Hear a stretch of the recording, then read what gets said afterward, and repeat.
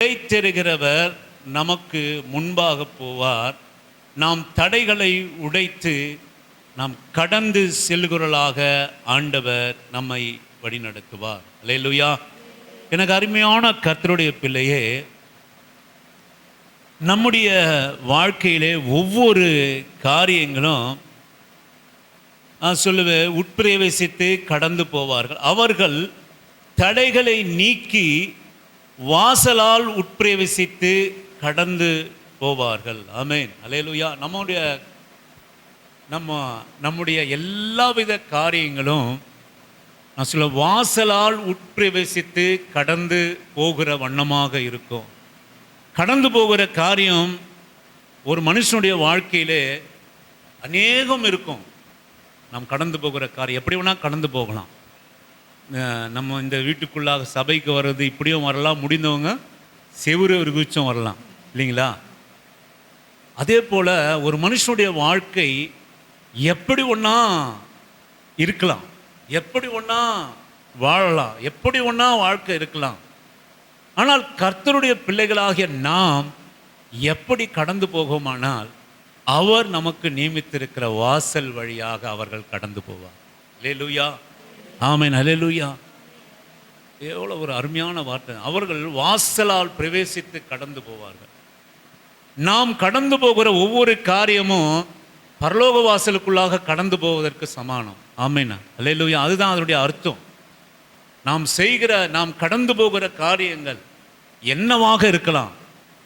சொல்லுவேன், வாசல் வழியாய் உட்பிரவேசித்து கடந்து போவார். பரலோகத்தினுடைய வாசல் வழியாய் உட்பிரவேசித்து கடந்து போவார். நாம் செய்கிற காரியங்கள், நாம் கடக்கிற காரியம் எல்லாருமே கடக்க வேண்டிய ஒரு பாதை உண்டு. ஆமென். அல்லேலூயா. எல்லாருக்கும் ஒரு கடக்க வேண்டிய பாதை உண்டு. அந்த பாதை கடினமான பாதையாக இருக்கலாம், அல்லது லகுவான பாதையாக இருக்கலாம்.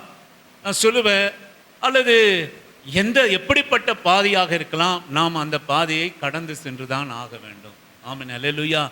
ஆனால் ஆண்டவருடைய பிள்ளைகளுக்கென்று கர்த்தர் ஒரு வாசலை, பாதையை கடப்பதற்காக வைத்திருக்கிறார். அவர்களோ தேவனால் தெரிந்து கொள்ளப்பட்டவர்கள், தேவனால் அழைக்கப்பட்டவர்கள், தேவனால் மீட்கப்பட்டவர்கள். விசேஷித்த விதமாய், அற்புத விதமாய் அவர்கள் கடந்து செல்வார்கள். சங்கீதங்களின் புஸ்தகம் 57:1 வாசிக்கும்படியாக உங்களை அன்பாக நான் அழைக்கிறேன். சங்கீதங்களின் புஸ்தகம் 57வது சங்கீதம் 1ஆம் வசனத்தை வாசிக்கும்படி. எனக்கு இறங்கும் தேவனே, எனக்கு இறங்கும் தேவனே, எனக்கு இறங்கும், எனக்கு இறங்கும். உம்மை என் ஆத்துமா அண்டிக் கொள்ளுகிறது, உம்மை என் ஆத்துமா அண்டிக் கொள்கிறது. விக்கினங்கள் கடந்து போகும் மட்டும், விக்கினங்கள் கடந்து போகும் மட்டும் உமது செட்டைகளின் நிழலிலே வந்து அடைவேன். உமது செட்டைகளின் நிழலிலே வந்து நான் அடைவேன். ஆமென். ஹல்லேலூயா. ஒரு அருமையான வார்த்தைங்க பாருங்களேன். இது மேலே நீங்கள் வாசித்தீங்கன்னா, தாவீது சவுலுக்கு தப்பி ஓடி கெபியில் ஒதுங்கையில், அவன் மரண போராட்டத்தில் குகையில், கெபியில், சிங்க கெபியில், மிருகங்கள் தங்குகிற இடத்துல போய் தங்குகிற போது அவன் சொல்கிறான், எனக்கு இறங்கும் தேவனே, எனக்கு இறங்கும், உம்மை என் ஆத்துமா அண்டிக் கொள்கிறது, விக்கினங்கள் கடந்து போக மட்டும் ஒரு செட்டை நிழலே வந்து நான் அடைவேன். ஆமென். அல்லேலூயா. அருமையான கர்த்தருடைய பிள்ளையே, கடந்து போகிற பாதையில் எவ்வளவோ காரியங்கள் உண்டு. எல்லா பாதையும் அப்படியே ஸ்மூத்தாக பஞ்சு மெத்த மாதிரியா இருக்குது நமக்கு இல்லை. ஒரு நாள் ஒவ்வொரு விதமாக இருக்கிறது. ஒரு நாள் அழுகையோடு இருக்கிறது, ஒரு நாள் பலத்தோடு கூட இருக்கிறது, ஒரு நாள் ஆசீர்வாதத்தோடு இருக்கிறது, ஒரு நாள் தலை நிமிர்ந்து நிற்கிற வாழ்க்கையாக இருக்குது, ஒரு நாள் தலைகுனிவும் பலவீனமும் அப்படிப்பட்ட வாழ்க்கையாக இருக்கிறது. அதுதான் இந்த கர்த்தருடைய பிள்ளை சொல்கிறான், விக்கினங்கள் கடந்து போக மட்டும் உங்களுடைய சட்டையின் நிழலில் நான் வந்து அடங்கிடுவேன். அல்லேலூயா. நான் கடந்து போக மாட்டேன். ஆமென். நான் கடந்து போக மாட்டேன். எங்கே நான் போய் நிற்பேன் அப்படின்னு கேட்டிங்கன்னா, உம்மை கடந்து போக மட்டும் உம்முடைய செட்டைகளின் நிழலிலே வந்து நான் அடைவேன். ஆமென். அவன் எங்கே போகிறான் அப்படின்னா, கெபியில் போகிறான். கெபி எங்கே இருக்கும்? காடுகளிலே இருக்கும். கெபி என்றால் இயற்கையாக உருவாக்கப்பட்ட பாறையினுடைய ஒரு நுழைவு பகுதி. அது இயற்கையாக ஒரு பாறைகள் இருக்கிற போது அது உள்ளே ஒரு மனுஷன் போய் தங்குகிற அளவுக்கு அது இயற்கையாக அமைக்கப்பட்ட ஒன்று. காடுகளிலே எதற்காக அது அமைக்கப்பட்டிருக்கிறது சொல்லுவோம்னால் விலங்குகள் அதை பயன்படுத்திக் கொள்ளும். விலங்குகள் தன்னுடைய உஷ்ண காலத்திலே, மழை காலத்திலே, தனக்கு ஆபத்துனால காலத்தில் அந்த கெபியிலே போயிட்டு அது அங்கே அமர்ந்து கொள்ளும். ஆனால் நான் சொல்லுவேன், இந்த மனுஷன் கெபியிலே போய் அங்கே இருக்கிற போது என்ன சொல்றாரு அப்படின்னு கேட்டிங்கன்னா, நான் உம்மை என் ஆத்மா அண்டிக்கொள்ளும். ஆமென். உம்மை என் ஆத்மா அண்டிக்கொள்ளும், விக்கனங்கள் கடந்து போக மட்டும் உமது செட்டையின் நிழலே வந்து நான் அடைவேன். ஆமென். ஹல்லேலூயா. நான் சொல்லுவேன், விக்கனங்கள் நம்முடைய வாழ்க்கையில வரும், அது கடந்து போக மட்டும் நாம எங்க இருந்தாலும், நம்ம எங்க இருக்கிறோம் அப்படின்னு கேட்டிங்கன்னா அவருடைய செட்டையின் நிழலில் அடைக்கலமா இருக்கும். ஹல்லேலூயா. ஆமென். மகளே, மகனே, என் அருமையான கர்த்தருடைய பிள்ளையே, நான் இயேசுவின் நாமத்தினாலே சொல்கிறேன், நம்ம எங்கே ஒன்றா இருக்கலாம், எந்த பலவீனத்தில், என்ன குறைவில், எப்படி ஒன்றா இருக்கலாம். ஆனால் ஒரு கர்த்தருடைய பிள்ளை அது எப்படி நினைக்கிறான் அப்படின்னு கேட்டிங்கன்னா, அது ஆண்டவருடைய சட்டையினுடைய நிழலை போல. அல்லேலூயா. நான் சொல்கிறேன், அவர் சொல்கிறாரு பாருங்க, நான் விக்கனங்கள் கடந்து போக மட்டும் உமது செட்டைகளின் நிழலிலே வந்து அடைவேன். உம செட்டையின் நிழலிலே நான் அடைவேன். ஆனால் இருக்கிறது கெபி, போகிறது மரண போராட்டம். ஆனால் என்ன சொல்கிறாருன்னு கேட்டிங்கன்னா, செட்டைகளின் நிழலிலே வந்து நான் அடைவேன். என் விக்கினங்கள் கடந்து போக மட்டும். ஆமென். இங்கே ஒன்று நீங்கள் கவனிக்கணும், அருமையான ஆண்டோடைய பிள்ளையே, விக்கினங்களிலே ஆண்டவர் நம்மை விட போகிறதில்லை. அல்லேலூயா. உன் கஷ்டத்திலேயே நம்மை விட போகிறதில்லை, நம்முடைய பலவீனங்களிலே நம்மை விட போகிறதில்லை, நம்முடைய குறைவிலே நமக்கு விட போகிறதில்லை, இன்றைய இருக்கிற ஆசீர்வாத குறைச்சலிலே நம்மை ஆண்டவர் வைக்க போகிறதில்ல. விக்கினங்கள் கடந்து போக மட்டும் நான் எங்கே இருக்கணும் அப்படின்னு கேட்டிங்கன்னா, கர்த்தருடைய செட்டையின் நிழலிலே வந்து நான் அடைக்கலமாக இருப்பேன். ஆமென். அல்லேலூயா. அது கடந்து போக மட்டும். ஒன்று நீங்களும் நானும் நம்பணும், அது கடந்து போகும். ஆமென். அது கடந்து போகும். நம்முடைய விக்கினங்கள் கடந்து போகும்.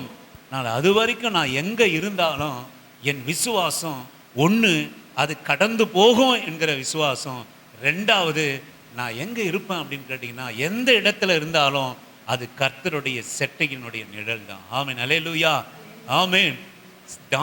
யோசேப்புக்கு ஒரு தண்ணீர் இல்லாத குழி, அது கடந்து போகிற வரைக்கும் அந்த செட்டையின் நிழலிலே அடக்கணும். தானியேலுக்கு சிங்க கெபி அதை கடந்து போகிற மட்டும், விக்கினங்கள் கடந்து போக மட்டும் அந்த கெபி செட்டின் நிழலாக அது மாறியது. சாத்ரேக், ஆபேத், நேகா என்கிற அந்த 3 கர்த்தருடைய பிள்ளைகளுக்கு நான் சொல்லுவேன், அக்கினி சுவாலை செட்டின் நிழலில் அடைவேன். அது அடைக்கலமாக இருந்தது. இன்றைக்கு நான் சொல்லுவேன், எந்தவித போராட்டத்தில் இருந்தாலும் ஒன்றை கர்த்தருடைய பிள்ளை நீ நம்பணும், அது கடந்து போகும். ஆமென். அல்லேலூயா. நீ சிங்கக்கெபில இருந்தாலும், நீ அக்கினி சுவாலையில் இருந்தாலும், நீ தண்ணீர் இல்லாத குழியில் இருந்தாலும், நீ கடந்து போகிறபடியினாலே, கடந்து போகிற விசுவாசம் உனக்கு இருக்கிறபடியினாலே, கடந்து போகிற அற்புதத்தை உன் தேவன் உன் வாழ்க்கையிலே செய்வார் என்கிற நம்பிக்கை இருக்கிறபடினாலே, நீ எங்க இருந்தாலும், சிங்கக்கெபியோ, சூளை நெருப்போ, தண்ணீர் இல்லாத குழியோ, அல்லது விலங்குகளினுடைய கெபியோக இருந்தாலும், அது என்ன அப்படின்னு கேட்டீங்கன்னா, தேவனுடைய செட்டரின் நிழலிலே நான் வந்து அடைவேன். ஆமென். ஹல்லேலூயா. ஆமென். ஹல்லேலூயா.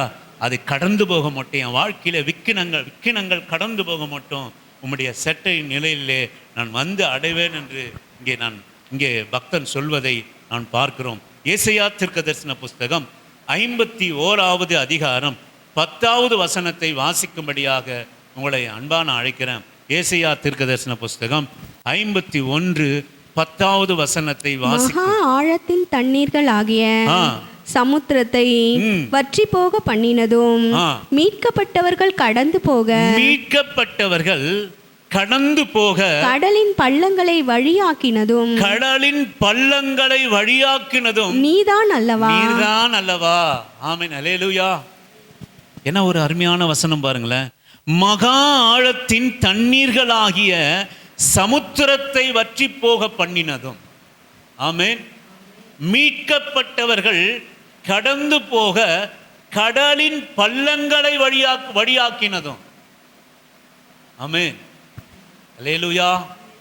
நான் சொல்லுவான், மகா ஆழத்தின் தண்ணீர்களாகிய சமுத்திரத்தை வற்றி போக பண்ணினதும் மீட்கப்பட்டவர்களை கடந்து போக கடலின் பள்ளங்களை வழியாக்குறதும் நீர் அல்லவோ. ஆமென். அல்லேலூயா.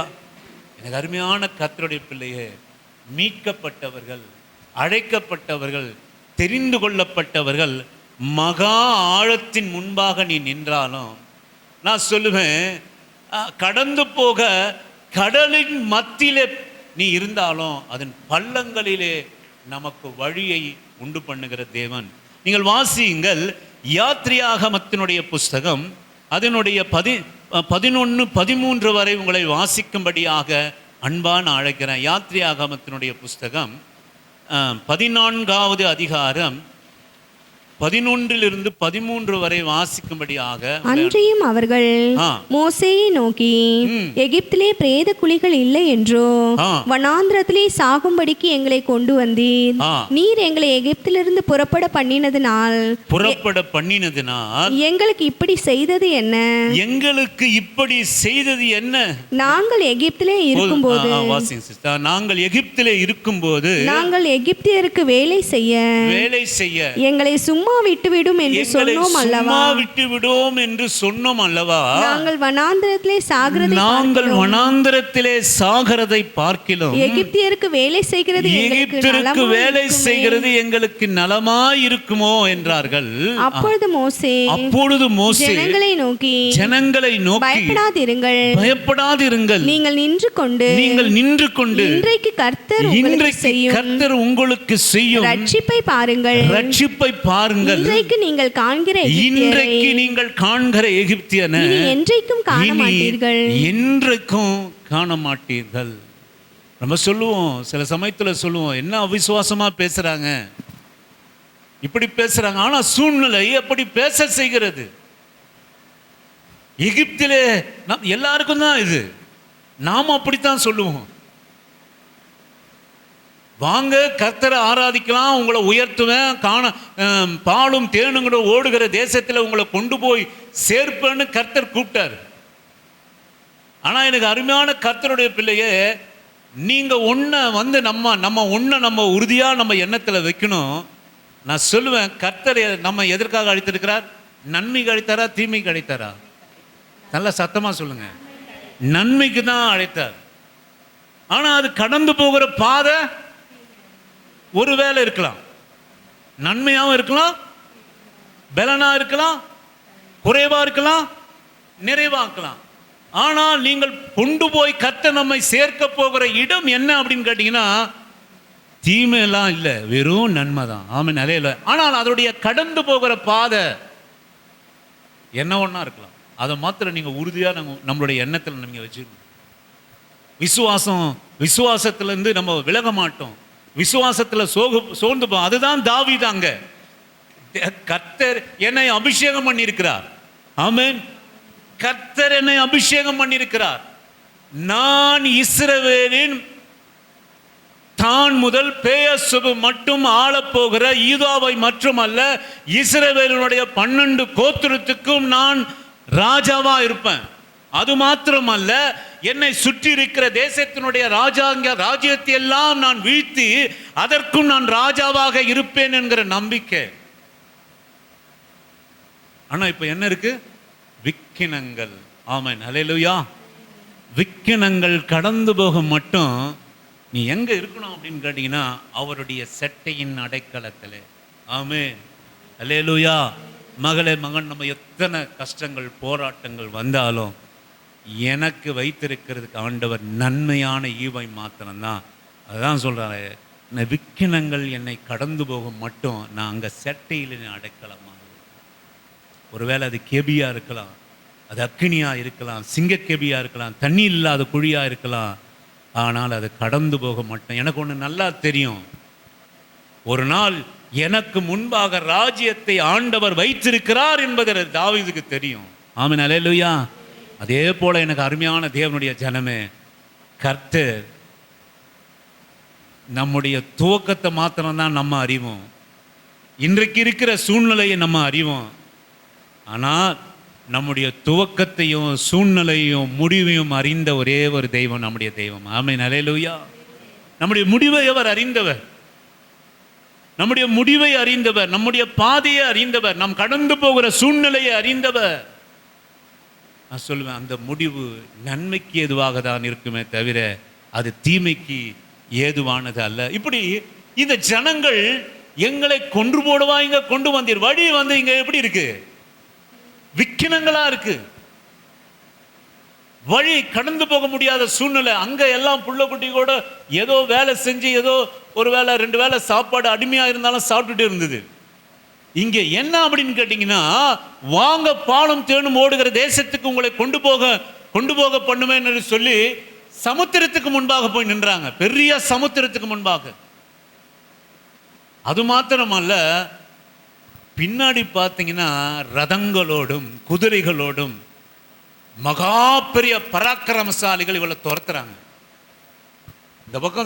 இந்த பக்கம் சமுத்திரம், இந்த பக்கம் எதிரி. அதுவும் விழுங்கும், இதுவும் விழுங்கும், இவனும் விழுங்குவான். அதான் சொல்லுவார். அதான் நீங்கள் வாசியுங்கள் 21 அதே அதிகாரத்திலே 21 முதல் 27 வரைக்கும் வாசிக்கும்படியாக உங்களை அன்பான அழைக்கிறேன். மோசே தன் கையை சமுத்திரத்தின் மேல் நீட்டினான். மோசே தன் கையை சமுத்திரத்தின் மேலே நீட்டினான். அப்பொழுது கர்த்தர் முழுவதும் பலத்த கீழ்காற்றினால் சமுத்திரம் ஒடுங்கும்படி செய்து அதை வறண்டு போக பண்ணினார். அது வறண்டு போகும்படி பண்ணினார். ஜலம் பிளந்து பிரிந்து போயிற்று. இஸ்ரவேல் புத்திரர் சமுத்திரத்தின் நடுவாக வெட்டாந்தரையிலே நடந்து போவார்கள். அவர்கள் வலது புறத்திலும் அவர்கள் இடது புறத்திலும் ஜலம் அவர்களுக்கு மதிலாக நின்றது. அப்பொழுது எகிப்தியர் அவர்களை தொடர்ந்து பார்வோனுடைய சகல குதிரைகளோடும் ரதங்களோடும் குதிரை வீரரோடும் அவர்கள் பிறகாலே சமுத்திரத்தின் நடுவே பிரவேசித்தார்கள். கிழக்கு வெளுத்து வரும் ஜாமத்தில் கர்த்தர் அக்கினியும் மேகமுமான ஸ்தம்பத்திலிருந்து எகிப்தியரின் சேனையை பார்த்து அவர்கள் சேனையை கலங்கடித்து அவர்களுடைய ரதங்களிலிருந்து உருளைகள் கழலவும் அவர்கள் தங்கள் ரதங்களை வருத்தத்தோட நடத்தவும் பண்ணினார். அப்பொழுது எகிப்தியர் இஸ்ரவேலரை விட்டு ஓடிப்போம், கர்த்தர் அவர்களுக்கு துணை நின்று எகிப்தியருக்கு விரோதமாய் யுத்தம் பண்ணுகிறார் என்றார்கள். கர்த்தர் மோசேயை நோக்கி, ஜலம் எகிப்தியர் மேலும் அவர்கள் ரதங்கள் மேலும் அவர்களுடைய குதிரை வீரர் மேலும் திரும்பும்படிக்கு உன் கையை சமுத்திரத்தின் மேல் நீட்டு என்றார். அப்படியே மோசே தன் கையை சமுத்திரத்தின் மேல் நீட்டினான். விடியற் காலத்தில் சமுத்திரம் பலமாய் திரும்பி வந்தது. எகிப்தியர் அதற்கு எதிராக ஓடும்போது கர்த்தர் அவர்களை கடலின் நடுவே கவிழ்த்து போட்டார். ஆமென், அல்லேலூயா. இதே அது சமுத்திரத்துக்கு முன்பாக கர்த்தரால் மீட்கப்பட்ட ஜனம், கர்த்தரால் அழைக்கப்பட்ட ஜனம், நன்மையை நோக்கி கடந்து வருகிற ஜனங்களுக்கு 2 ஒரே சமுத்திரம் தான், 2 ஒரே ஆழமான சமுத்திரம் தான். ஆனால் மோசே தன் கரத்தை நீட்டின போது சமுத்திரம் வெட்டாந்தரையாக மாறினது. அவர்கள் கால்நடையாய் கடக்க பண்ணினார்கள். கர்த்தர் இந்த எகிப்தியரை அழிக்க பெருசா எதுவும் பண்ணல, இஸ்ரவேலுடைய மீட்பையே இவர்களுடைய முடிவாக அவர் மாற பண்ணினார். ஆமென், அல்லேலூயா. இல்லைங்க, நான் சொல்லுவேன், எனக்கு அருமையான ஆண்டவருடைய பிள்ளையே, கர்த்தர்னால் மீட்கப்பட்ட ஜனங்கள் விக்கினங்கள் கடந்து போக மாட்டோம். கர்த்தருடைய செட்டையிலே நிழலிலே அடைக்கலமாக இருக்கிறத உணரணும். ஆண்டவருடைய பிள்ளைகள், நான் ஆண்டவர் தான் என்னை அழைத்திருக்கிறார், கர்த்தர் தான் இங்கே நிறுத்திருக்கிறார். நாம் முன்பே தியானித்தது போல கர்த்தருடைய வழியிலே நின்னா சமுத்திரமும் நமக்கு வழி கொடுக்கும். ஆமென், சமுத்திரமும் நமக்கு வழி கொடுக்கும். எங்க இருக்கணும் அப்படின்னு கேட்டீங்கன்னா, என் அன்பு கர்த்தருடைய பிள்ளையே, நான் எந்த சூழ்நிலையில இருந்தாலும் விக்கினங்கள் கடந்து போக மாட்டோம். கர்த்தருடைய அந்த செட்டையினுடைய அடைக்கலத்தின் நிழலிலே நாம் இருந்தோமானால், நான் சொல்லுவேன், நம்முடைய பாதைகள் நம்மை கடந்து போக மாட்டோம். ஆண்டவர் நம்மை அற்புதமாக அதை கடக்க செய்வார். 2வது காரியம், யோபினுடைய புஸ்தகம் 19வது அதிகாரம் 8ஆம் வசனத்தை வாசிக்கும்படியாக உங்களை அன்பான அழைக்கிறேன். யோபினுடைய புஸ்தகம், நான் கடந்து போக கூடாதபடிக்கு நான் கடந்து போக கூடாதபடிக்கு அவர் என் பாதையை வேலி அடைத்து அவர் என் பாதையை வேலி அடைத்து என் வழிகளை இருளாக்கி விட்டார். என் வழிகளை இருளாக்கி விட்டார். ஆமென். யார் சொல்றா அப்படின்னு கேட்டீங்கன்னா, உத்தமனும் சர்மார்க்கனும் நீதிமானும் பொல்லாப்புக்கு விலகுவருமாக யோபு சொல்றாரு.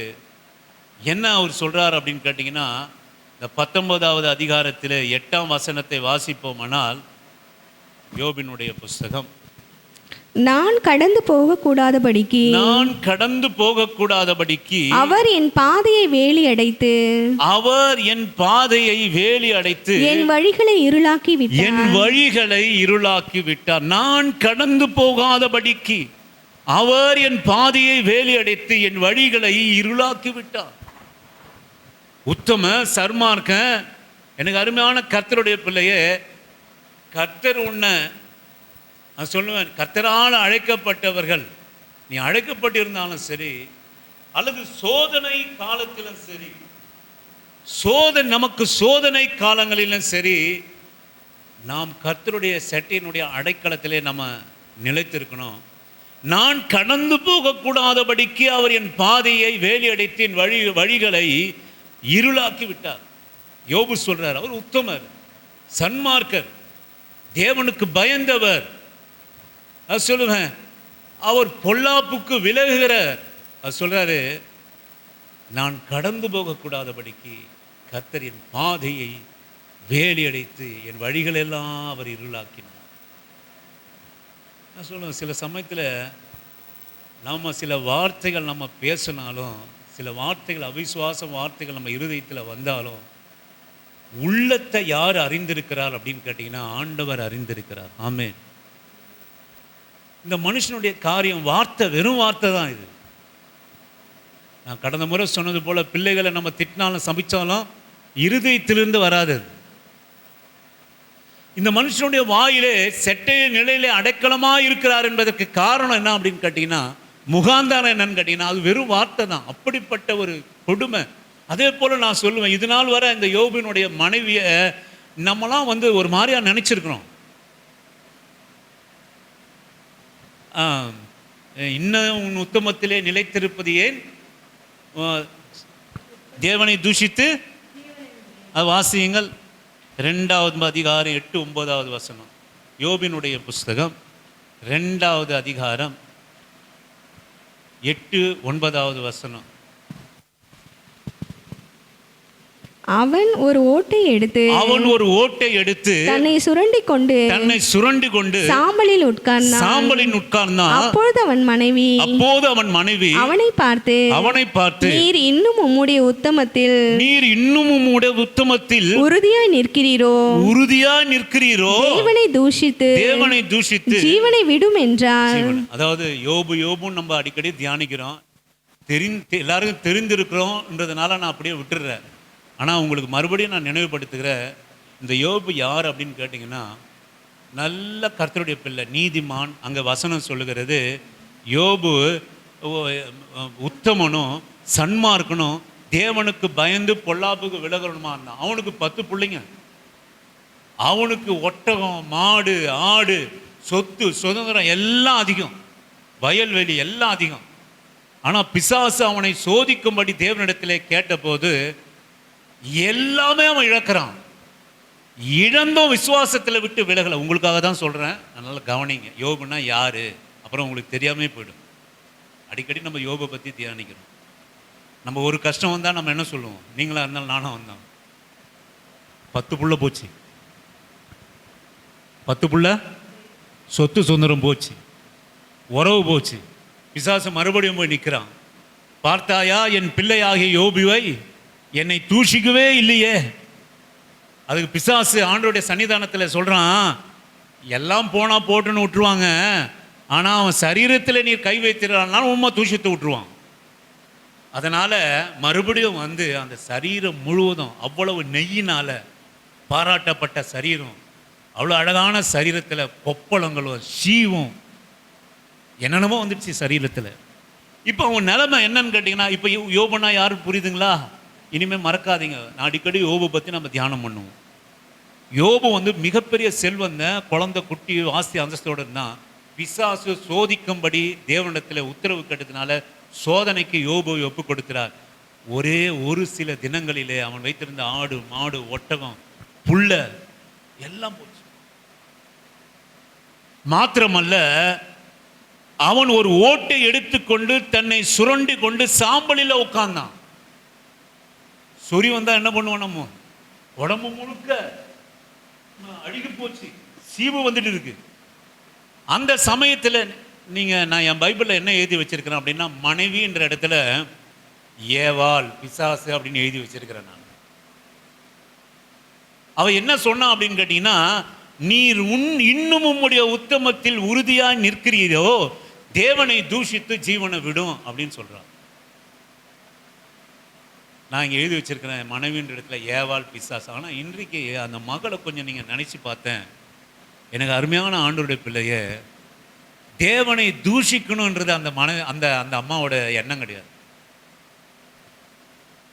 தேவனை தூஷிக்கணும் அந்த அம்மாவோட எண்ணமே கிடையாது. நல்லா வாழ்ந்த மனுஷன். ஆமென். யாரோ ஒருத்தர் நல்லா வாழ்ந்துட்டாவே நம்ம என்னதான் ஒரு மோசமான குணம்னாலும் நல்லா வாழ்ந்தாம்பா, பாவம் இந்த மாதிரி ஆயிட்டான் சொல்லுவோமா இல்லையா? ஆனால் சொந்த மனைவி, இந்த மனுஷன் பக்தி நீதி உத்தம பொல்லாப்பு விலை ஒரு அருமையான கர்த்தருக்கு பயந்த புள்ள. அந்த பிள்ளைக்கு இன்னைக்கு என்ன ஆயிடுச்சு, தன் புருஷனுக்கு என்ன ஆயிடுச்சு அப்படின்னா, அந்த பிள்ளைங்கெல்லாம் போயிடுச்சு, ஆஸ்தி போயிடுச்சு, அந்தஸ்து போயிடுச்சு, சரி எல்லாம் போச்சு அப்படின்னு பார்த்தா சொல்லுவேன் அவன் சரீரத்தில் சுகம்லாம் போச்சு. சுகம் மாத்திரமல்ல, நீங்கள் வாசிப்பீர்களானால் நீங்கள் யோபின் புஸ்தகம் 13வது வசனம் 19-13 வாசிக்கும்படியாக உங்களை அன்பா கேட்கிறேன். 19-13 வாசிக்க. என் சகோதரரை என்னை விட்டு தூரப்படுத்தினார். கேளுங்க, சொத்து சுதந்திரம் மாத்திரம் இல்ல, சகோதரர்லாம் போயிட்டாங்க. அப்புறம் வாசிங்க. எனக்கு அறிமுகமானவர்கள் எனக்கு அந்நியராய் போனார்கள். அறிமுகமானவர்களா இப்ப எப்படியா மாறிட்டாங்க? அந்நியரா மாறி போயிட்டாங்க. வாசியுங்கள். என் பந்து ஜனங்கள் 14வது வசனம் 14 வசனம் 14. என் பந்து ஜனங்கள் விலகி போனார்கள். என் சிநேகிதர் என்னை மறந்து விட்டார்கள். என்ன மறந்து விட்டாங்க? சொத்து போச்சு, சுகம் போச்சு, புள்ள போச்சு, ஆஸ்தி போச்சு, அந்தஸ்து போச்சு, எல்லாம் போச்சு. சகோதரன் போயிட்டான். பந்து ஜனங்கள் என்ன ஆனாங்க? விலகி போயிட்டாங்க. நீ நல்லா இருக்க சொல்ல வரைக்கும் உங்ககிட்ட இருப்பாங்க. பந்து ஜனங்களுடைய காரியமே அதான். ஆமென், அல்லேலூயா. அது நீ எத்தனை தான் கஷ்டப்பட்டு கண்ணீர் விட்டு நீ நல்ல வாழ்க்கை தேடி கொடுத்தாலும் பந்து ஜனம் அப்படி தான் இருப்பான். ஆமென். எங்கள் 2வது தங்கச்சியோட 2 பிள்ளைகளுக்கும் ஒரு இது வச்சாங்க. என்னது, வயசுக்கு வந்தோடனே ஒரு ஃபங்க்ஷன் வச்சாங்க 2 பேருக்கு சேர்ந்து. நாங்கள் எதுவும் முன்பாக எதுவுமே செய்யலை. நாங்கள் ஒரு தீர்மானம் பண்ணோம். அந்த நாளிலே போயிட்டு ஒரு ஒரு ஒரு பொண்ணுக்கு ஒரு மோதிரமோ அதெல்லாம் என்ன விலை, என்ன கிராமம், அதெல்லாம் கூட எனக்கு ஞாபகம் கிடையாது. ஒருத்திக்கு ஒரு கம்பளம் ஒரு மோதிரமோ எடுத்து அந்த பாக்ஸோட கூட வாங்கின பாக்ஸோட வாங்கலை. நாங்கள் இந்த மகளுடையது இருந்தது, அதெல்லாம் வச்சுட்டு அதையே ஒரு பெட்டியில் போட்டு எடுத்துகிட்டு இதை ஏதோ கொடுத்துருவோம் நமக்கு என்னத்துக்கு இனிமே அப்படின்னு சொல்லி முடிவு பண்ணி அதை நாங்கள் போய்ட்டு கொடுக்கறதுக்கு ஆயுதம். ஆனால் எங்கள் தங்கச்சி வீட்டுக்காரங்களாம் என்ன நினச்சாங்க அப்படின்னு கேட்டிங்கன்னா, இது வரைக்கும் எதுவும் கொடுக்கல, ஏதோ ஒரு 101 ரூபா கொடுத்துட்டு போயிடுவான் பொழுது, அதனால் சுத்தமாக பேசவும் இல்லை, முகம் கொடுக்கவும் இல்லை, எதுவுமே இல்லை. பந்து ஜனங்க அப்படிதான் இருப்பான். ஆனால் ஒன்று தெரிஞ்சுங்க சிஸ்டர் பிரதர், ஒரு காரியத்தை நான் சொல்கிறேன். ஆண்டவருடைய பிள்ளை அப்படின்னா என்ன அர்த்தம் அப்படின்னு கேட்டிங்கன்னா, யார் என்ன கொடுத்தாலும் யாருக்கிட்ட என்ன கொடுக்கலனாலும் அவன் அன்பு மாறாதது. இது கர்த்தருடைய பிள்ளைகளுக்கு அடையாளம். ஆமென், அல்லேலூயா. ஆண்டவர் பிள்ளைகளுக்கு அடையாளம். நான் சொல்லுவேன், நான் தயவுசெய்து தவறாக நினைக்காதீங்க. என்னுடைய திருமணத்துக்கு எங்கள் அக்கா தங்கச்சி ஒரு முக்கியமான ஒரு 50 பேரை நான் கூப்பிட்டுருந்தேன். இது வரைக்கும் சத்தியத்தை நான் சொல்கிறேன். எங்கள் மாமனார் வீட்டில் எங்களுக்கு என்ன கொடுத்தாங்க, எனக்கு எங்கள் அக்கா தங்கச்சிங்க என்ன செஞ்சாங்க அப்படின்னு இன்னைய வரைக்கும் நான் கணக்கு தெரியாது, எனக்கு தெரியாது. ஒருவேளை அவங்க செஞ்சாங்களா இல்லையானு எனக்கு தெரியாது. அல்லேலூயா, இது சத்தியம். பலிபீடத்திலிருந்து நான் சொல்கிறேன். நான் கணக்கு பார்க்குற ஆள் கிடையாது. ஆனால் இன்றைக்கும் அவர்களை நேசிக்கிறோம், அவருக்கு நன்மையானதை செய்கிறோம். கணக்கு பார்த்து இவன் 100 ரூபா கொடுத்தானே அவனுக்கு ஒரு 101 ரூபா வைப்போம் அப்படின்றது இல்லை. நான் சொல்லுவேன், நம்மகிட்ட இருக்கிறது தான் நம்ம செய்கிறோம். சரிங்களா? பணத்து ஒரு கர்த்தருடைய பிள்ளை இவன் கொடுக்குறான் அவன் கொடுக்கலாம் அப்படின்னு ஒரு நாள் அனுபவிக்கவே மாட்டான். ஆமே. கொடுக்குறவங்களுக்கு ஒரு முகம், கொடுக்காதவங்களுக்கு முகம், கொடுக்குறவங்களுக்கு ஒரு உணவு, கொடுக்காதவங்களுக்கு ஒரு உணவு, கொடுக்குறவங்களுக்கு ஒரு இடம், கொடுக்காதவங்களுக்கு ஒரு இடம். இப்படி ஆண்டோட பிள்ளை பார்க்கவே மாட்டான். ஆமென், ஹல்லேலூயா. கர்த்தர் பார்க்கிறாரா? கர்த்தருடைய பிள்ளைங்க பார்க்கக்கூடாது. உனக்கு 1000 தேவை இருக்கலாம், 1000 பிரச்சனை இருக்கலாம். நான் சொல்லுவேன், ஒருத்தர் கொடுக்குறாங்க அப்படின்னு அவங்கள தூக்கி வைக்கிறதும், ஒருத்தவங்க கொடுக்கலன்னு அவங்கள காலில் போட்டு மிதிக்கிறதும், இது ஆண்டவருடைய பிள்ளைகளுடைய சுபாவம் இல்லை. ஆமென். இதை நீங்கள் பின்பற்றிங்களா இல்லைங்களா எனக்கு தெரியாது. நான் தியானத்தை நான் சொல்லுவேன். ஆமென். கர்த்தர் என்ன கொஞ்சம் அப்படி தான் வச்சிருக்கிறார். அல்லேலூயா. ஆமென். கர்த்தர் என்ன ஆண்டவர் அப்படித்தான் வச்சிருக்கிறார். கர்த்தருடைய நாமத்துக்கு, பரிசுத்த நாமத்துக்கு மகிமை உண்டாவதாக. வாசிங்க. சகோதரன் போயிட்டான், பந்து ஜனங்கள் போயிட்டாங்க. அதுக்கப்புறம் நான் வாசிங்க. நான் என் வேலைக்காரனை கூப்பிடுகிற போது, நான் என் வேலைக்காரனை கூப்பிடுகிற போது அவன் எனக்கு உத்தரவு கொடான், அவன் எனக்கு உத்தரவு கொடான். என் வாயினால் நான் அவனை கெஞ்ச வேண்டியதாயிற்று. வேலைக்காரன் வேலை செய்யறதுக்கு தான் இருக்கிறான். எப்பா இங்க வாங்கினா வரத்துக்கு தான் இருக்கிறான். அவனும் ஒன்றும் இல்லை, எல்லாம் போச்சு. கடைசியாக 17வது வசனம், என் சுவாசம் என் மனைவிக்கு வேறுபட்டிருக்கிறது, என் சுவாசம் என் மனைவிக்கு வேறுபட்டிருக்கிறது, என் கர்ப்பத்தின் பிள்ளைகளுக்காக பரிதபிக்கிற. எங்க ஓட்டுல சொரண்டிங்கன்னு தன்னுடைய புண்ணுகளை நம்ம சொரண்டிக்கிட்டு சீவுமாய் உட்காந்து சொரண்டிக்கிட்டு இதெல்லாம் புலம்பிக் கொண்டிருக்கிறார் யோபு. அப்படிப்பட்ட பாதையில கடந்து போறார், அப்படிப்பட்ட சோதனையில கடந்து போறார். எனக்கு அருமையான தேவ ஜனமே, இந்த மகன் ஏன் அப்படி சொல்லியிருப்பாங்க அப்படின்னா, நல்லா வாழ்ந்த மனுஷன், நல்லா இருந்த மனுஷன், இன்னைக்கு எல்லாராலையும் அவமானப்படுத்தப்பட்டு ஒரு கேவலமான சூழ்நிலைக்கு ரோட்ல உட்காந்துட்டு சாம்பல்ல போட்டுட்டு சுரண்டி கொண்டா எந்த மனைவியோட, உண்மையா நேசிக்கிற மனைவியோட தாங்குமா? தாங்காது. அந்த விரக்தியில வந்த வார்த்தை தான் நான் இன்னைக்கு தியானத்தில் வைக்கிறேன். ஏன்பா, ஏன் இன்னுமா உன்னுடைய உத்தமத்தில் நீ நிலைத்திருப்பே? இதை என்னால் பார்க்க சகிக்க முடியல. அந்த காயத்துக்கு மருந்து போட்டது யாரு? அந்த காயத்தில் என்ன போட்டது யாரு? வேலைக்காரன் இல்லை, மனைவிதான். ஆமென், அல்லேலூயா. மனைவிதான், யோபனுடைய மனைவிதான். அவளும் பொறுத்து பொறுத்து பார்க்குறா. எவ்வளவுதான் சுத்தம் பண்ணுவா, எவ்வளவுதான் இந்த கொடுமையை சகிப்பா. அது சகிக்காம வார்த்தையை சொல்லுகிறா. நான் சொல்லுவேன், ஏப்பா நீ இன்னும் உத்தமத்தில் இழுத்திருக்கிறிய, இதெல்லாம் நான் பார்த்து எதுக்காக நான் உயிரோடு கூட இருக்கணும்? உத்தமத்தை விடுப்பா, ஜீவனை விட்டுருப்பா பேசாம. அந்த விரக்தியில் வந்த வார்த்தை. நான் சொல்லுவேன், என் சுவாசம் என் மனைவிக்கு வேறுபட்டிருக்கிறது. ஆமென். என் சுவாசம் எப்போ வரும்? நீ என்னுடைய சுவாசத்தை நீங்க எப்படிமா உணர்வீங்க? அங்க இருந்து உணர்றீங்களா? முடியாது. எங்க வந்தா உணர்வீங்க? என் பக்கத்துல வந்தாதான் நீங்க உணர முடியும், இல்லைங்களா? நான் சொல்லுவேன், இந்த மனைவி விட்டு போகலைங்க. அவோ சொல்றாரு, யோபு சொல்றாரு, என் சுவாசம் என் மனைவிக்கு தூரமா இல்ல. மனைவி எங்கதான் இருக்கிறா? பக்கத்துல இருக்கிறா.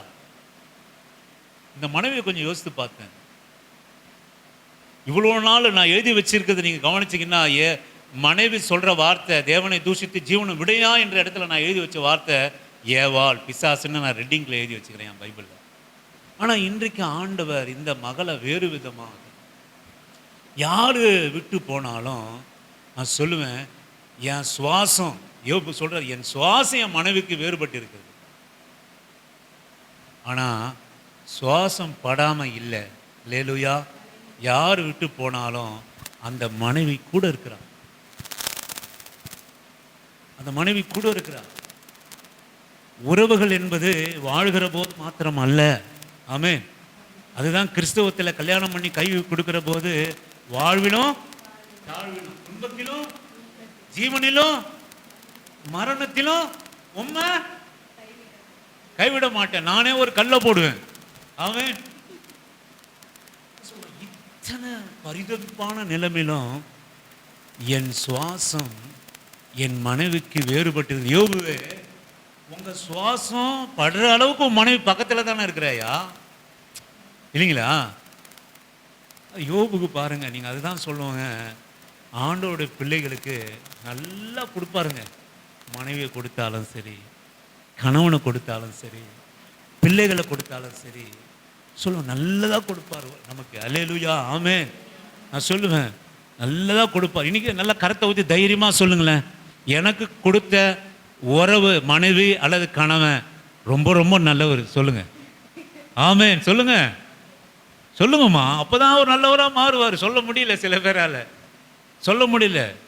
நான் சொல்லுவேன் நல்லவங்க, நல்லவங்க. எஸ்தர் அம்மாவுக்கு கணவர் இருந்தார். நான் சொல்லுவேன், சபையில் ஒரு போதிக்கிறவனாக இருந்தாலும் மனசை விட்டு நான் சொல்கிறேன், என்னை விட அந்த அம்மாவுக்கு அவங்க கணவர் நல்லவர். அந்த அம்மாவுக்கு உடம்பு சரியில்லைன்னா நான் ஆட்டோவில் கூட்டு போவேன்.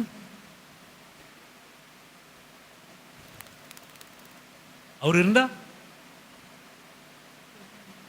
கூட்டு போவேன். அண்ணால் அம்மா வராங்க, ஜெபம் பண்ணுறாங்க, எல்லாம் போவாங்க. உடம்பு சரியில்லைனா யார் கூட்டு போவா? யாருங்க கூட்டு போவா? உங்கள் புருஷன் தான். நேற்றுக்கு வச்சார்ல, அவரு தான். நான் கூட்டு போனா இல்லை மாமா ஒரு 10 கிலோமீட்டர் இருக்கிற இவங்க சொந்தக்காரங்க கூட்டு போவாங்களா? நீங்கள் போய் டெய்லி எங்கள் வீட்டுக்காரர் என்ன அடிக்கிறாரு, எங்கள் வீட்டுக்காரர் திட்டுறாரு, அந்த மனுஷன் வாழ்ந்த பிரயோஜனம் இல்லை அப்படின்னு நீங்கள் போய் சொல்கிறீங்க. அவங்கள கூட்டு போவாங்க. உங்களை 2 போடு போட்டாவது வண்டியில் உட்கார வச்சு கூட்டின்னு போயிட்டு மருத்துவமனையில் சேர்க்கறது உங்கள் மகனும் உங்கள் உறவு தான். அல்லேலூயா. அவர் சொல்லுங்கள், என் புருஷன் நல்லவர். அல்லேலூயா. எனக்கு கொடுத்துருக்கிற என் மனைவி நல்லவர். நானும் சொல்கிறேன், அவரை எனக்கு கொடுத்துருக்கிற பிள்ளைங்கள்லாம் அருமையானவங்க. அல்லேலூயா. சொல்லுங்கள் பார்க்கலாம், சொல்லுங்கள்.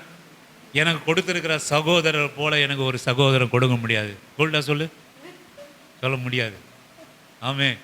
சொல்லுங்க. உனக்கு ஒன்றா துடிக்கிறது யாரு? உண்மையை சொல்லு, உனக்கு ஒன்று துடிக்கிறது யாரு?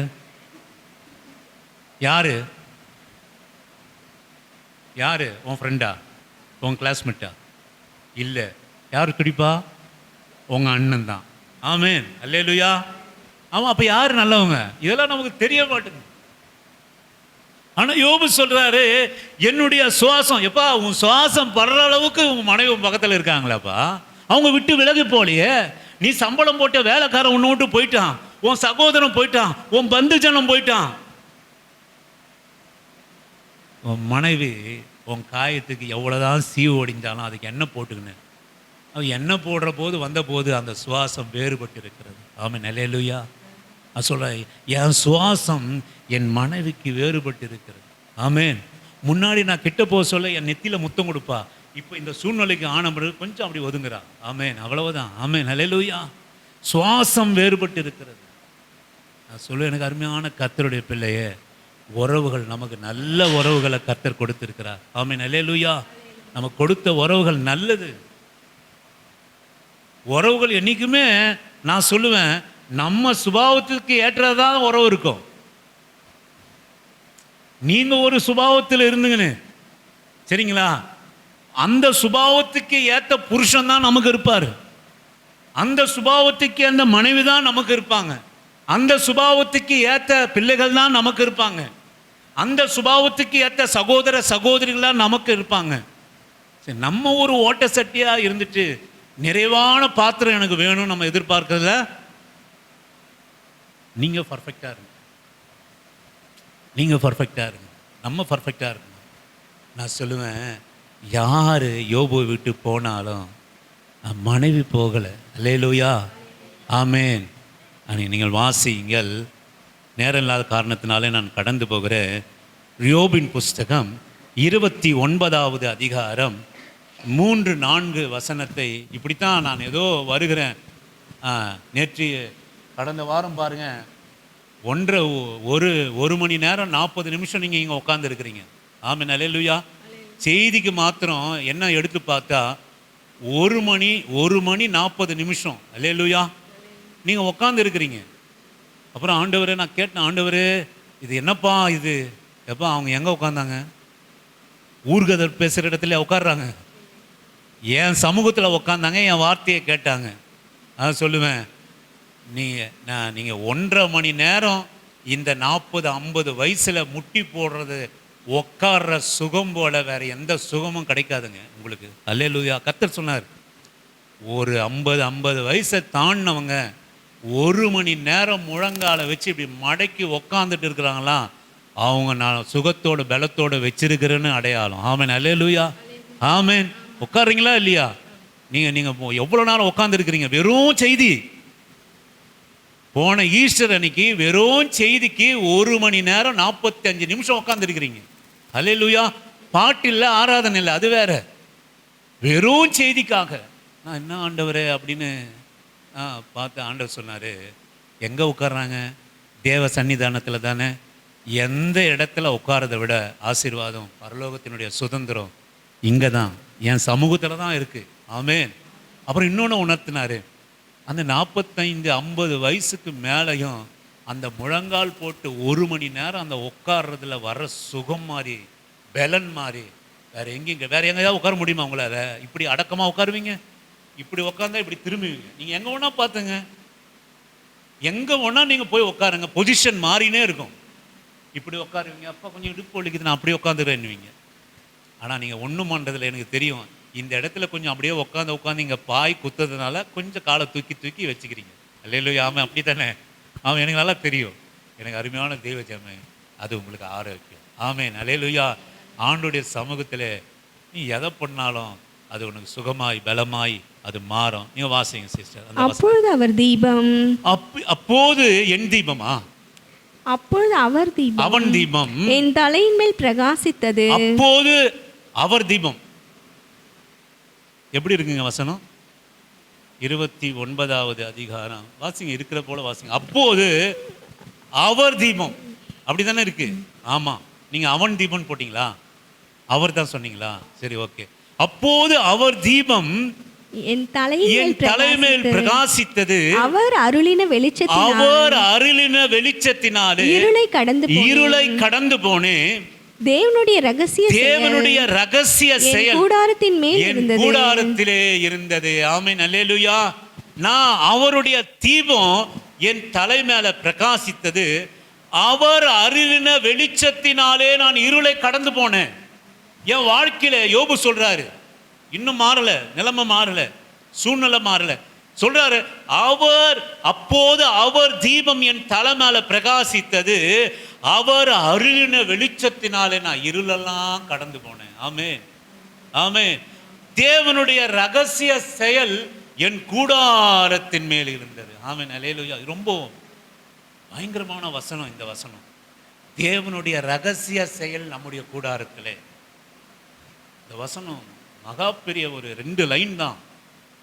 தேவனுடைய ரகசிய செயல் மாத்திரம் நம்ம குடியிருக்கிற கூடாரத்திலும் நம்ம இந்த ஆவி ஆத்மாவில் இருந்துச்சுன்னு வச்சுங்களேன், அற்புதமா நடத்துவார் நம்மளை. ஆமென், அல்லேலூயா. அதான் யோபு சொல்றாரு இங்க, அவர் அருளின வெளிச்சத்தினால நான் இருளை கடந்து போய். என் வாழ்க்கையில் இருள் வந்தது, என் வாழ்க்கையில் எத்தனையோ இருள் வந்தது. பிள்ளைகள் இருக்கிற போது, மனைவி இருக்கிற போது, ஆஸ்தி இருக்கிற போது, அந்தஸ்து இருக்கிற போது, ஒட்டகங்கள் இருக்கிற போது, வேலைக்காரர்கள் இருக்கிற போதும் என் வாழ்க்கையில இருள் வந்தது. ஆனாலும் அவருடைய வெளிச்சத்தினாலே அந்த இருளெல்லாம் நான் கடந்து போனேன். அவர் என்ன இப்ப சொல்றாருன்னு கேட்டீங்கன்னா, இப்போ அந்த வெளிச்சம் என்கிட்ட இல்லை. ஆமென். அதான் சொல்ற,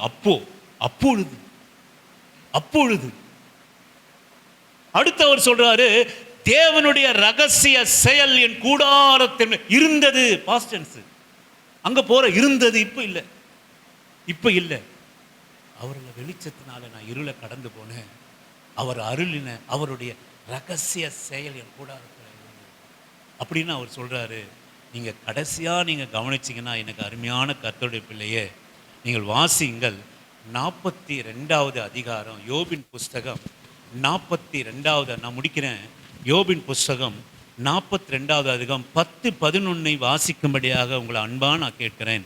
யோபு தன் சிநேகிதருக்காக வேண்டுதல் செய்தபோது கர்த்தர் அவன் சிறை இருப்பை மாற்றினார். அருமையான கர்த்தருடைய பிள்ளையே, அதுக்கப்புறம் யோபினுடைய வாழ்க்கையில கடைசியா சோதனை நீங்கி ஆண்டவர் தரிசனமாகிறார். நல்லா பார்த்துங்க, நல்லா உங்களுக்கு தான் சொல்றேன், என்ன கவனிங்க.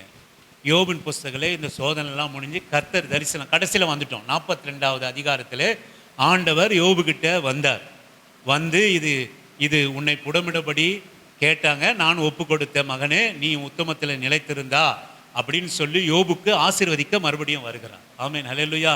சோதிக்கப்படுகிற மகளே, நீ அவருடைய செட்டைகள் நிழலே அடைக்கலமாக இருக்கிற போது உனக்கு ஆசீர்வாதம் நிச்சயம். நீ இழந்து போனதெல்லாம் பெற்றுக்கொள்வா, நீ இழந்து போனதெல்லாம் பெற்றுக்கொள்வா. நீங்க வாசிங்க அந்த வசனத்தை. யோபு தன் சிநேகிதருக்காக வேண்டுதல் செய்தபோது கர்த்தர் அவன் சிறையிருப்பை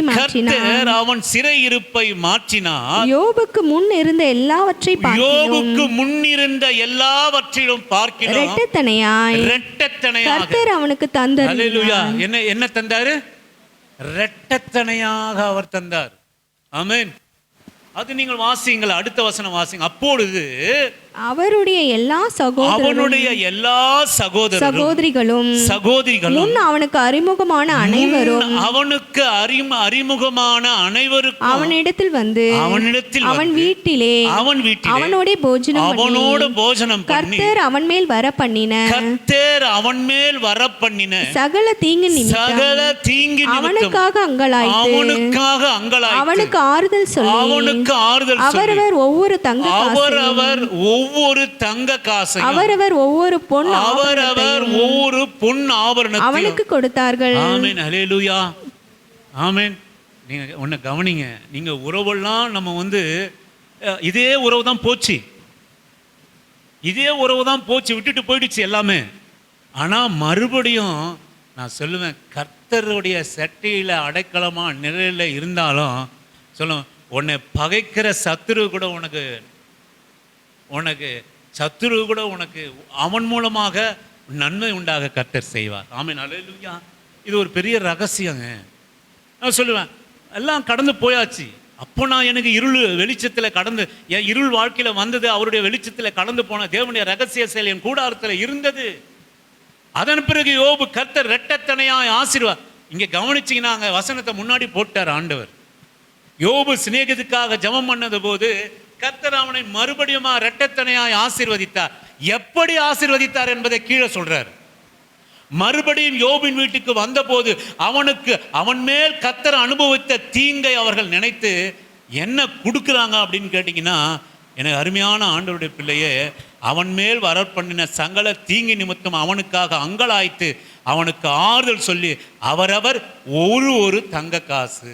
அவன் என்ன கொடுக்குறாங்க? ஒரு தங்க காசு. அடுத்தது அவரவர் ஒவ்வொரு பொன் ஆபரணத்தையும் அவனுக்கு கொடுத்தாங்க. ஒரு தங்க காசும் ஒரு பொன் ஆபரணத்தையும் கொடுக்கிறாங்க. இரண்டாவது ஆண்டவர் இரட்டத்தனையாய் ஆசீர்வதிக்கப்பட்ட போது யோபனுடைய அந்த சொந்தக்காரங்க எவ்வளோ கொடுத்தாங்கன்னு தெரியாது. ஒரு தங்க காசும் ஒரு பொன் ஆபரணம், ஒரு கம்பல் கொடுத்துருக்கலாம், ஒரு செயின் கொடுத்துருக்கலாம், அல்லது ஒரு கொலுசு கொடுத்துருக்கலாம், அல்ல ஒரு வளையல் கொடுத்துருக்கலாம். என்ன கொடுத்தாங்கன்னு தெரியாது. ஆனால் இந்த மனுஷன் எல்லாம் இழந்த மனுஷன் எங்கேருந்து மறுபடியும் வாழ்க்கை ஆரம்பிக்குதுன்னு கேட்டால், நம்ம பழைய கல்லு மண்ணு வணங்குற தெய்வம் போல அப்படியே கூட்டு யோபு படுத்து கொண்டிருந்தார். யோபும் மனைவியும் படுத்து கொண்டிருந்த போது கர்த்தர் 10 பிள்ளையை ஒரு கயிறு போட்டு இறக்கி போட்டார்னு வேற எங்கன்னா தெய்வத்துக்கிட்ட நீங்கள் பார்ப்பீங்க. ஆமென். வேற எங்கன்னா ஒரு கதைகளில் நீங்கள் கேட்பீங்க. யோபு காலையில் எழுந்து அவன் வாசலை திறக்கிற போது பொன்னினாலும் ஆடுகளினாலும் ஒட்டகங்களினாலும் நிறைந்திருந்தது. அப்படின்னு இருக்கும். வேற எந்த தெய்வத்தை நம்பிக்கை, பொய், கதை, காலட்சேபம். ஆனால் மறுபடியும் எங்கே ஆரம்பிக்குது அப்படின்னு கேட்டிங்கன்னா, அவன் சொந்தக்காரங்க கொடுத்த ஒரு தங்க காசு கொஞ்சம் ஆபரணத்தினால மறுபடியும் வாழ்க்கை ஆரம்பிக்குது. ஆமென், அல்லேலூயா, ஆமென். கர்த்தர் தூக்கி போட்டுல, கர்த்தர் தூக்கி அள்ளி மறுபடியும் ரெட்டத்தனையாக கொடுக்கல. 1000 ஒட்டங்களும் 7 மாடுகளும் அப்படி இப்படின்னு கொடுக்கல. சொல்ல, எந்த மனைவி தேவனை தூஷித்து ஜீவனை விடும் அப்படின்னு சொன்னாரோ அதே மனைவி கிட்ட தான் மறுபடியும் இவர் 10 புள்ள பெற்றுக்கினார். ஆமென், அல்லேலூயா, ஆமென். வாசிங்க, அடுத்தது வாசிங்க, கீழே வாசிங்க. கர்த்தர் யோபின் முன்னிலைமை பார்க்கிலும் பின்னிலைமை ஆசீர்வதித்தார். 10,000 ஆடுகளும் 6,000 ஒட்டகங்களும் 1000 ஏர்களும் 1000 கழுதைகளும். இவர் என்னத்தை இழந்தார் அப்படின்னு கேட்டீங்கன்னா, 10,000த்துல பாதி எவ்வளவுங்க சொல்லுங்க? 10,000 8,000 ஆடு முன்னாடி சொத்து வச்சுங்க, சரி விடுங்க. ஆடு 6,000 ஒட்டங்க முன்னாடி சொத்து எவ்வளோ? 3,000. ரெண்டாவது 1000 ஏர்களும் 500 ஏறு முன்னாடி வச்சிருந்தாரு. 1000 கழுதுகளும் அவனுக்கு உண்டாயிருச்சு. அப்போ 500 முன்னாடி கழுதை வச்சிருந்தாரு. எனக்கு அருமையான தேவனுடைய ஜனமே, இந்த 2 மடங்கு 1000 8,000 இது 10,000 எப்படி வந்ததுன்னு கேட்டிங்கன்னா, அவங்க கொடுத்த அந்த தங்க காசு இருக்குல்ல, ஆமென், ஆமென். கூரையை பிச்சுட்டு கொட்டுல்ல. இன்னைக்கு அப்படி தான் நினைக்கிறோம் நம்மளாம். எப்படியாவது கொட்டிடுமா? நான் சொல்லுவேன், உங்களுக்கு வருகிற கொஞ்சம் வருமானம், உங்களுக்கு கிடைக்கிற கொஞ்சம் சொற்ப பணம் எல்லாம் கனப்படுத்தி கர்த்தருக்கு ஸ்தோத்திரம் சொல்லி அதை ஆசீர்வதித்து அனுபவிக்கிற போது தான் அது ஆசீர்வாதமாக மாறும். அல்லேலூயா, ஆமென். ஒரு தங்க காசு அவனுக்கு நடந்த எல்லா தீங்குக்கும் அவன் மேல் இறக்கப்பட்டு வந்து சாப்பிட்டவங்கலாம் வந்து பார்த்துட்டு ஒரு தங்க காசும் ஒரு ஆபரணம் வச்சுக்கப்பா அண்ணா, நீங்கள் ரொம்ப கஷ்டப்பட்டீங்க. என்ன அண்ணானே யாரும் கொடுக்க போகிறதில்ல நமக்கு. ஆமாம், அண்ணனுங்க தான் நம்ம கொடுத்துட்டே இருக்கணும் என்றைக்குமே. இந்த அண்ணா வச்சிங்கன்னு சகோதரர் சகோதரிகள்லாம் கொஞ்சம் கொடுத்தண்ணே, அங்கேருந்து வாழ்க்கை துவங்குது. அல்லேலூயா. இழந்த யாவற்றுக்கும் அந்த வச்சு கர்த்தரே உமக்கு ஸ்தோத்திரம். மறுபடியும் என் இருளிலே கர்த்தர் வெளிச்சத்தை உண்டாக்கினார். ஆமென், அல்லேலூயா. இதாங்க அற்புதம். சிஸ்டர், பிரதர், நீ 1000 கோடி வச்சுன்னு இருக்கிறது அற்புதம் இல்லை. நீ 1000 ரூபாய் சம்பாரிச்சு, நீ 5,000 சம்பாரிச்சு, அதில் கடன் இல்லாமல், நோய் இல்லாமல், அதில் எந்தவித போராட்டம் இல்லாமல், அதை நல்லா சமைச்சு சாப்பிட்டு அந்த அற்புதமாக ஒரு நோய் நொடி இல்லாமல், மாத்திரை மருந்துக்கு இல்லாமல் அந்த ஆசீர்வாதம் அல்லேலூயா. அதான் தேவனுடைய ரகசிய செயல் என் கூடாரத்தில் இருந்தது. ஆமென், அல்லேலூயா, ஆமென். யோபுவே, இருந்தது அல்ல, உன் சோதனை காலம் முடிந்த போது மறுபடியும் தேவனுடைய ரகசிய செயல் உன் கூடாரத்தில் வந்துடுச்சு. ஆமென், அல்லேலூயா, ஆமென். இதுதாங்க ரெட்டிப்பான ஆசீர்வாதத்துக்கு காரணம். என்ன கேட்டினா, கர்த்தாவே ஸ்தோத்திரையா, இந்த தங்க காசை வச்சு நான் 1000 ஏறு மாடுகளை வாங்க முடியாது, 1000 காரியங்களை நான் டபுள் ரெட்டிப்பாக என்னால் ஆசீர்வதிக்க முடியாது. நம்ம என்ன பண்ணுவோம், அந்த தங்க காசு வந்த உடனே டமால் டிமால் ஆடி எங்கேயாவது எத்தும் போய் விட்டுருவோம். ஆமென், அல்லேலூயா. எங்கேயாவது போட்டுருவோம், எதுலையாவது எங்கனையாவது துறந்துருவோம். ஆனால் அதை மதித்து, இதுதான் கர்த்தருடைய ஆசீர்வாதனை, அதை மதித்து அதை எழுத்து மறுபடியும் அதை தேவனுடைய ரகசிய செயல் கூடாரத்தில் விளங்கின உடனே ரெட்டிப்பாக மாறுச்சு. அல்லேலூயா, அல்லேலூயா. ஒன்றுமே இல்லாமல் இருந்த யோபனுடைய வாழ்க்கையில் அந்த ஒரு சில தங்க காசு மறுபடியும் அவனை ஐஸ்வர்யமாய் மாற்றிட்டு, எந்த மனைவி தேவனை தூஷித்து ஜீவனம் விடும் சொன்னார்களோ, எந்த மனைவியோட சுவாசம் வேறுபட்டதோ அதே மனைவியோட இணைந்து தான் 10 பிள்ளைய பெற்றுக்கிட்டாங்க. ஆமென், அல்லேலூயா, ஆமென், அல்லேலூயா. அதே பலவீனமான சரீரம் மறுபடியும் 10 பிள்ளைகளை பெற்றுக் கொடுத்தது. வேதம் அழகாக சொல்லுது, யோபனுடைய பொண்ணுங்க போல உலகத்தில் அழகான பிள்ளைங்களே இல்லையா காலத்தில்.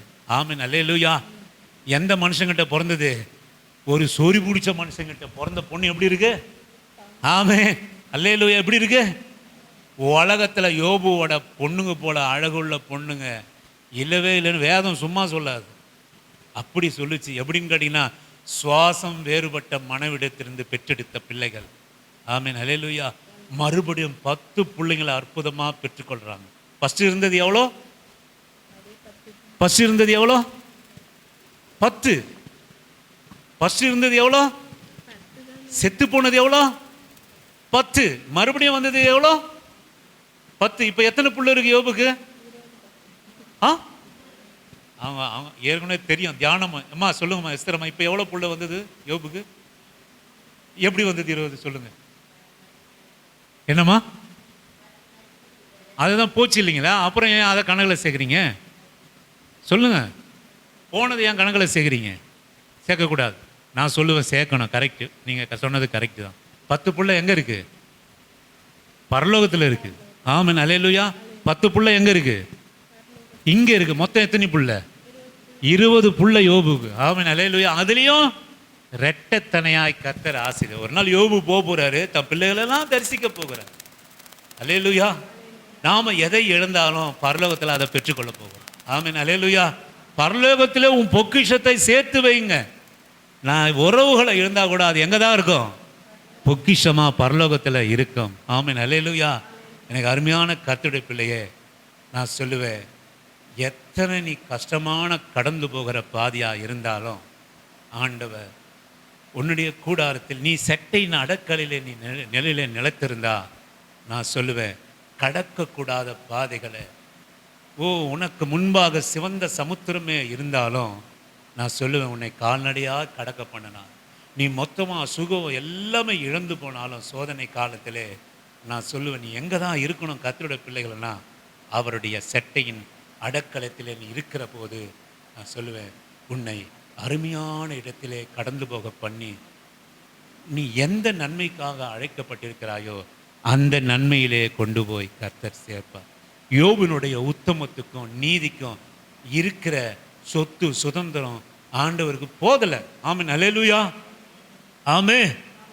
யோபு சோதிக்கப்படாம இருந்தார்னா அதே தான் பழைய ஆசீர்வாதம் தான். எப்போ யோபு சோதனைக்கு தன்னை ஒப்பு கொடுத்தாரோ நான் சொல்லுவேன், ரெட்டிப்பான ஆசீர்வாதம். அல்லேலூயா. எனக்கு அருமையான ஆண்டவருடைய பிள்ளையே, உன்னை விசுவாசத்தினால நீ தெரிந்து கொள். நீ எதை நீ சோதிக்கப்படுகிற போது எங்கே நீ கடந்து போயிடாத. நான் சொல்லுவேன், இந்த நான் சொல்லுவேன், புருஷனை விட்டு போகலை. அவர் சொன்னா, உன்னை பார்க்க முடியல என் அன்பு கணவனை, உன்னை பார்க்க முடியல. எத்தனை சம்பூர்ணமாக நீ வாழ்ந்த. நான் இப்படி இன்றைக்கு நான் தியானிக்கிறோம். அவள் வருத்தத்தில் சொன்னா, எவ்வளோ நான் துடைக்கிறது, இந்த அருமையான நெய் பூசின இந்த கையில் நான் இன்றைக்கு சீவை எடுத்துக்கொண்டு இருக்கிறேனே, என்னால் சகிக்க முடியல என் அன்பு கணவனே. நீ ஒருவேளை தேவனை தூஷித்தா உன் ஜீவன் போயிடுமோ என்னமோ, விட்டுருப்பா அப்படின்னு அவன் சொன்னான். ஆனால் அவனை விட்டு ஒருபோதும் நீங்கவே இல்லை. எனக்கு அருமையான தேவனுடைய ஜனமே, எங்கே அவன் மனைவி இருந்தால் கேட்டிங்கன்னா, யோபுவை பற்றி தெரியும். அவன் கர்த்தருடைய பிள்ளை என்பதை பற்றி அவருடைய மனைவிக்கு தெரியும். எத்தனை கஷ்டம் வந்தாலும், எத்தனை போராட்டம் வந்தாலும், எத்தனை இழப்பு வந்தாலும் அவள் எங்கே இருந்தா அப்படின்னு கேட்டிங்கன்னா, தன்னுடைய தெய்வத்துடைய செட்டையின் அடைக்கலத்திலே இருந்தா. ஆமென், அல்லேலூயா.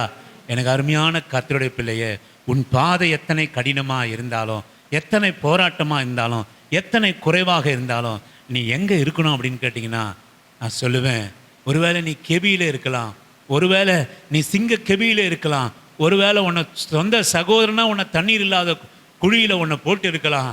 நீ அக்கினிக்கு பக்தி வைராக்கியம் பாராட்டி சாத்ரேக் மேஷாக் ஆபேத் நேகா என்பவர்கள் போல அக்கினி ஜுவாலையிலே இருக்கலாம். தானியலை போல பக்தி வைராக்கியம் பாராட்டி சிங்க கேபியில் இருக்கலாம். ஆனால் அது நீ கடந்து போகிற பாதையெல்லாம் உன் கூடாரத்திலே ஒரு ரகசிய செயல் இருக்குமானால், உன் வாழ்க்கையில் வருள இருளுக்கு தேவன் அதை வெளிச்சமாய் மாற்றுகிற காரியம் இருக்குமானால், நான் சொல்லுவேன், உன்னுடைய முடிவு நன்மை. அல்லேலூயா. உன்னுடைய முடிவு நன்மை. இன்னும் தியானம் இருந்தாலும் நான் முடிச்சிடுறேன். நான் கண்களை மூடி கர்த்தருக்கு நேராக நாம் கடந்து செல்வோம். அவர் ஜெபம் பண்ணுங்க இன்றைக்கு. ஹல்லேலூயா. என் அன்பு கர்த்தருடைய பிள்ளையே, நீ எந்த நிலைமையில் இருக்கிறா? கடந்து போக முடியாத பாதையில் இருக்கிறாயா? கடந்து போக இதோ தடைகளை உடைத்திருக்கிற கர்த்தர் உனக்கு முன்பாக போகிறார். ஹல்லேலூயா. நீ வாசலுக்குள்ளாய் பிரவேசித்து அதை கடந்து போவா. எங்கே தான் இருக்கிறா? ஓ ரபா ரபா, எத்தனை அருமையான வாசலில் நீ பிரவேசிக்கிறா. நீ மாறு வழியில போல, நீ மாற்று வழியில போல, கர்த்தருடைய பிள்ளையே அங்கேயே நீ இருக்கிறா. அங்கேயே நீ இருக்கிறா. மனைவி வந்து தூஷிக்க சொன்னாலும், தூஷிக்கப்படுகிற இருதயம் அவளுக்கு அவ்வளவு கஷ்டமான இருதயம். தேவனை தூஷிக்க சொல்கிற இருதயமே அவளுக்குள்ளாக இருந்தாலும், வார்த்தை அவளுக்குள்ளாக இருந்தாலும், நான் சொல்லுவேன் எங்க இருக்கிறான்னா வாசலிலே பிரவேசிக்கிறார். ஆமென். அல்லேலூயா. கர்த்தருடைய பிள்ளைகள் வாசலிலே பிரவேசிப்பார். எங்க இருந்தாலும் சரி, சிங்கக்கெபியோ, சூளை நெருப்போ, தண்ணீர் இல்லாத குழியோ, வேதனையோ, நான் சொல்லுவேன் நீ சாம்பலிலே உட்கார்ந்து இருந்தாலும் சரி, வாசலுக்குள்ளாய் நீ பிரவேசிப்பாய். ஆனால் நான் சொல்லுவேன் தடைகளை உடைத்திடுகிற கர்த்தர் உனக்கு முன்பாக கடந்து போவார். ஆமென். உனக்கு முன்பாக சமுத்திரமே ஆனாலும் உனக்கு ஆழங்களிலே, சமுத்திரத்தின் ஆழங்களிலே கால்நடையாய் கர்த்தர் உன்னை நடக்க பண்ணுவார். நீ எங்க இருக்கணும் அப்படின்னு கேட்டீங்கன்னா, உன் கஷ்ட காலத்திலே, உன் பலவீனத்தினுடைய காலத்திலே, நான் சொல்வேன் கர்த்தருடைய வாசலிலே நீ அமர்ந்திருக்கணும். ஆமென். அல்லேலூயா. கர்த்தருடைய வாசலிலே பிரவேசிப்பதற்காக நீ அமர்ந்திருக்கணும். ஒருபோதும் கர்த்தருடைய வாசலை விட்டு நீ போயிடாத.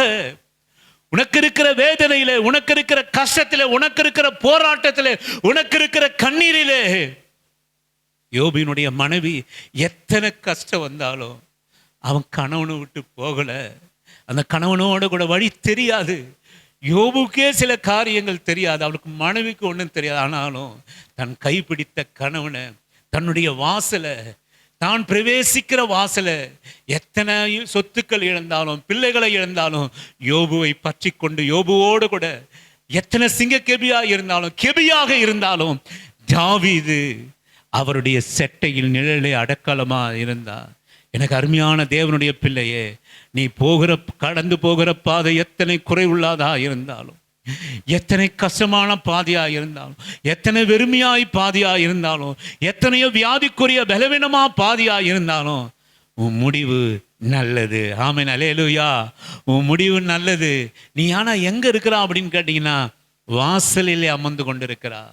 நான் சொல்லுவேன் எங்கெங்கோ ரோடா பிச்சை எடுப்பதை காட்டிலும் கர்த்தருடைய ஆலயத்துக்கு முன்பாக பிச்சை எடுப்பது நல்லது. ஆமென். அல்லேலூயா. அந்த 2 பேதுருவும் யோவானும் வந்தபோது நான் சொல்ல, அவன் வாசலிலே, தேவாலயத்தின் அலங்கார வாசலிலே உட்கார்ந்து பிச்சை எடுத்து கொண்டிருந்தான்.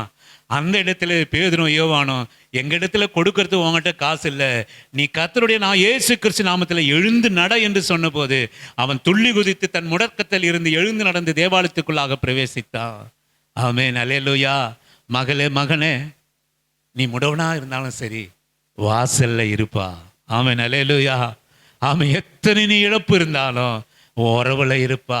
கர்த்தருக்குண்டான அந்த உறவுல, மணவாளனுடைய உறவுல, மணவாட்டினுடைய உறவுல நீ இருந்தாயானால் ஒரு நாள் உனக்கு வரும், உன் கர்ப்பத்திலிருந்து, அதே கர்ப்பத்திலிருந்து உலகத்தில் அழகா இனி இழந்ததை விட ஒரு அழகான பிள்ளைகளை நீ பெற்றுக்கொள்வா. இரட்டிப்பான சுதந்திரத்தை நீ பெற்றுக்கொள்வா. நன்மையை மாத்திரமே நீ காண்பா. மகளை, நீ விசுவாசிக்கிறாயா? நீ சூழ்நிலை எப்படியாக இருந்தாலும், இப்போ இருக்கிற சூழ்நிலை எப்படியா இருந்தாலும், நீ எங்க இருக்கணும்னா ஆண்டவருடைய பாதத்தில் இரு, ஆண்டவருடைய ஆராதனையில் இரு, ஆண்டவருடைய சபையில இரு, ஆண்டவருடைய ஜபத்தில் இரு. ஆமென். அவருடைய சட்டையின் நிழலை அடைக்கலமா இரு. உன் நிலைமை கெபியா இருக்கலாம், ஆனா நீ இருக்கிற இடம் எங்கன்னா கர்த்தருடைய பாதத்துல, கர்த்தருடைய அந்த சட்டையின் நிழலிலே. அல்லேலூயா. நான் நிச்சயமா சொல்லுவேன், உன்னுடைய முடிவும் என் முடிவும் எது என்னன்னா, நான் சொல்லுவேன் நன்மையானது, பாலும் தேனும் ஓடுகிற தேசம், இரட்டிப்பான ஆசீர்வாதம்.